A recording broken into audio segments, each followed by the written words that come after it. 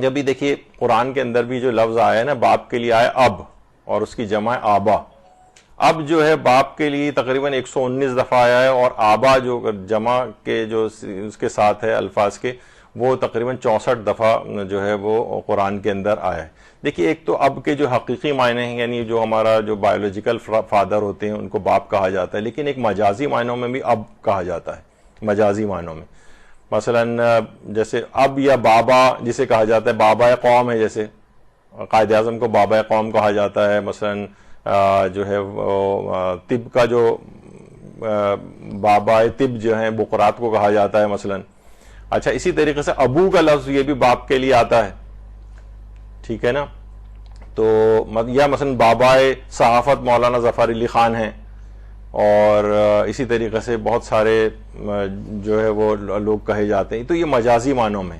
یا مثلا ایک تو اب ہے اور ایک ابوا بھی ہے، یعنی کسی کو بھی مصلح یا بہتر اگر کوئی شخص کسی کو بناتا ہے مصلح ہوتا ہے اس کو بھی ابوا کہتے ہیں. جب بھی پیغمبر اکرم کی جو حدیث ہے کہ انا و علی ابوا هذه الامہ، میں اور علی اس امت کے دو باپ ہیں، تو اس لحاظ سے بھی یہ والی بات کہی گئی ہے. تو یہ مجازی معنوں کے اندر ہے. اچھا ایک برے معنوں میں بھی ابو کا لفظ آتا ہے، جیسے ابو جہل.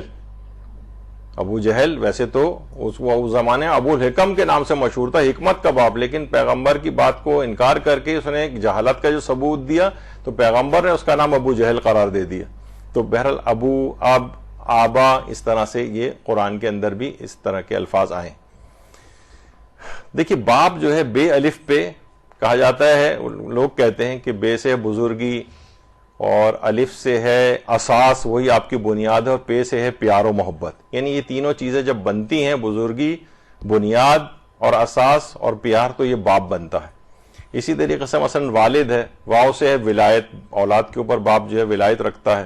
الف سے ایثار ہے، پوری زندگی ایثار قربانی میں گزارتا ہے. لام سے لطف و کرم ہے، اور دال سے دستگیری، یعنی ہمیشہ اپنی اولاد کا ہاتھ پکڑ کے یہ سب خصوصیات جمع ہوتی ہیں تو والد بن جاتا ہے.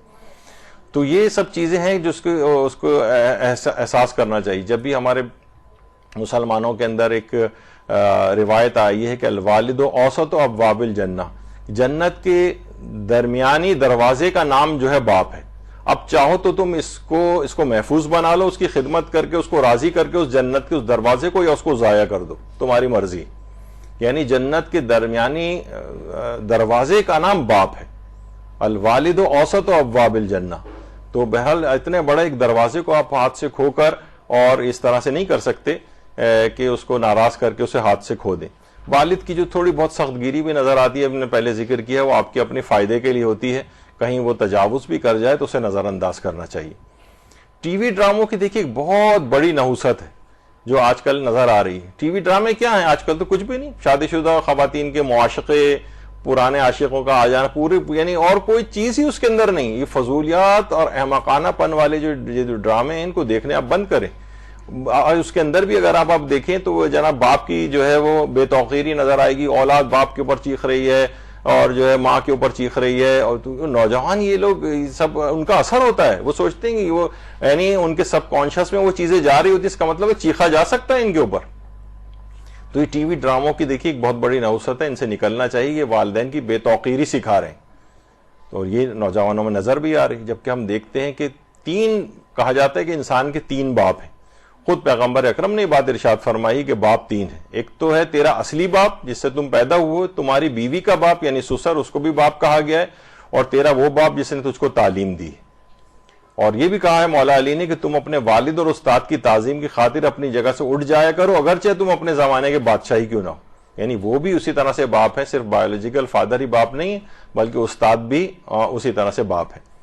اور یہ بھی پیغمبر نے فرمایا میں اور علی اس امت کے باپ ہیں، ہم دونوں کا حق امت پر ان کے اپنے والدین سے بھی زیادہ ہے، کیونکہ ہم دونوں امت کو جہنم کی آگ سے نجات دلائیں گے، ان کو جنت میں پہنچائیں گے، اور ان لوگوں کو غلامی سے نکال کر حریت اور آزادی دلائیں گے، اس شرط کے ساتھ کہ وہ زندگی کے تمام میدانوں میں ہماری اطاعت اور فرما برداری کرے. یعنی خود پیغمبر بھی اور مولا علی بھی یہ امت کے باپ جو ہے وہ شمار ہوئے ہیں. تو بہرحال یہ بھی امام زمانہ علیہ السلام خود شیخ مفید سے فرماتے ہیں. درود بھیجیے محمد علیہ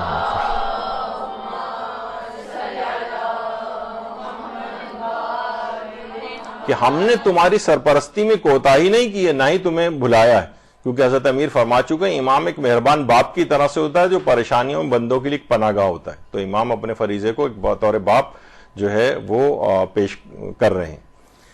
تو بہرحال یہ ہے کہ باپ کی اطاعت کو اللہ کی اطاعت کہا گیا ہے، باپ کی نافرمانی کو اللہ کی نافرمانی قرار دیا گیا ہے۔ اسی طریقے سے ہر چیز میں اب باپ کی اطاعت کرنی چاہیے، حتیٰ کہ عام باتوں میں بھی باپ کی مخالفت نہیں کرنی چاہیے۔ دیکھیے عام بات تو تھی، تو ایک ویسی بات تھی، باپ نے ان کو بلایا تم یہاں آ جاؤ، آ گئے، باپ نے کہا مثلا شادی کر لو، انہوں نے ان کے کہنے پہ اگرچہ لیکن انہوں نے پھر بھی باپ کی بات مان لی۔ تو عام باتوں میں بھی جہاں تک ممکن ہو ان کی مخالفت نہ کریں، کوئی عقلی وجہ ہو تو چلے پھر ایک الگ بات ہوتی ہے۔ کہا جاتا ہے نا جسے باپ کی بات سمجھ میں نہیں آئے سو پھر زمانہ سمجھا دیتے، جب تھپیڑے پڑیں گے تم پر مصائب کے تو تمہیں پھر خود ہی بات سمجھ میں آ جائے گی۔